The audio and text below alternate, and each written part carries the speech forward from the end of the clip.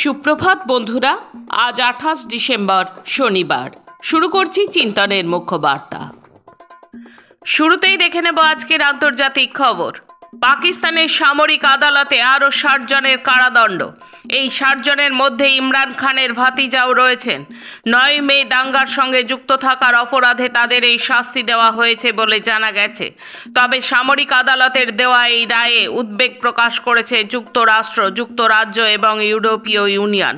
অন্যদিকে পাকিস্তানের পররাষ্ট্র মন্ত্রণালয়ের মুখপাত্র মমতাজ জাহারা দৃঢ়তার সঙ্গে বলেছেন, আন্তর্জাতিক মানবাধিকার রক্ষায় পাকিস্তান অঙ্গীকারবদ্ধ।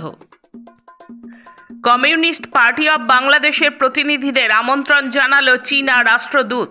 আজকের দ্বিপাক্ষিক বৈঠকে দেশের পরিস্থিতি, উন্নয়ন ও গণতান্ত্রিক প্রক্রিয়া নিয়ে আলোচনা হয়েছে।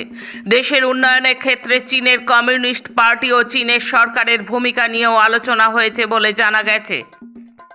ইয়েমেনের বিমানবন্দরে হঠাৎ ইসরায়েলি সেনা হানা, প্রধান গ্যাব্রিয়েসাস বাঁচলেন কোনো ক্রমে।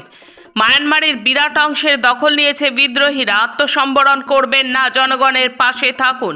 মায়ানমারের সেনাবাহিনীকে আবেদন জুন্টা সামরিক সরকারের প্রধানের। গোয়েন্দা দপ্তরের সাহায্য নিয়ে রাজনৈতিক দল গড়ছেন অন্তর্বর্তী সরকারের প্রধান ইউনূস, এমন মারাত্মক অভিযোগ করলেন বিএনপি মুখপাত্র। বিএনপির যুগ্ম মহাসচিব রুহুল কবির রিজভির অভিযোগ, গোয়েন্দাদের মদতে নতুন রাজনৈতিক দল গঠনের উদ্দেশ্যে খালেদা জিয়ার দলে ভাঙন ধরানোর চক্রান্ত চলছে। আসছি দেশের খবরে।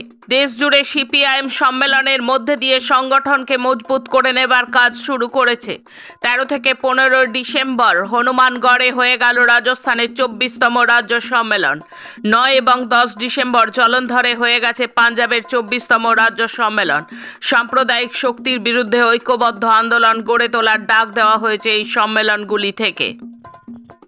জনশিক্ষা দিবসে আগরতলায় বিশাল হল সভা, ঐক্য বজায় রেখে নতুনভাবে লড়াই করার ডাক দিলেন বাম নেতৃবৃন্দ। পাঞ্জাবের কৃষক নেতা ডালেওয়ালের অনশন 32 দিনে পড়ল, স্বাস্থ্যের অবনতি হচ্ছে। পাঞ্জাব সরকারকে বিশেষ নির্দেশ দিল শীর্ষ আদালত।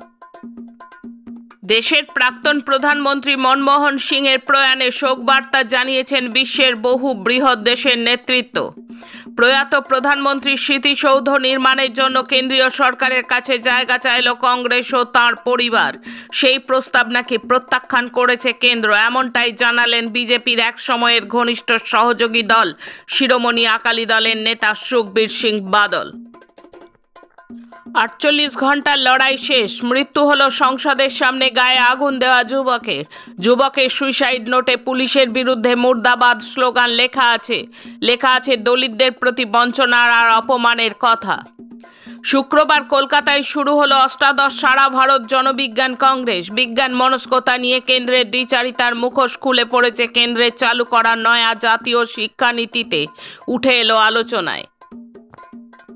মনমোহন সিংকে ভারতরত্ন দেবার দাবি জানালো আম আদমি পার্টি। দিল্লি বিধানসভা ভোটের আগে মোদী সরকারের ওপর চাপ বাড়ালো আপ।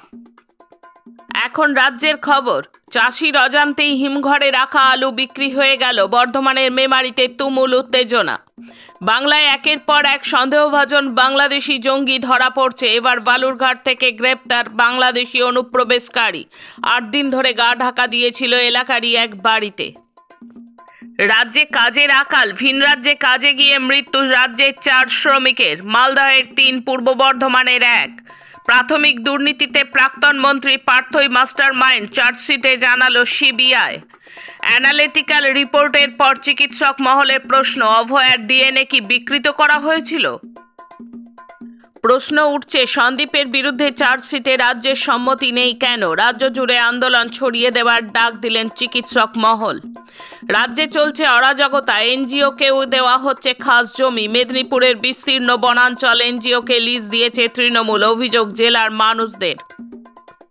শেষে খেলার খবর। শুক্রবার বর্ডার গাভাস্কার সিরিজের 4র্থ টেস্টের দ্বিতীয় দিনের শেষে খাদের কিনারায় দাঁড়িয়ে রয়েছে ভারতীয় দল।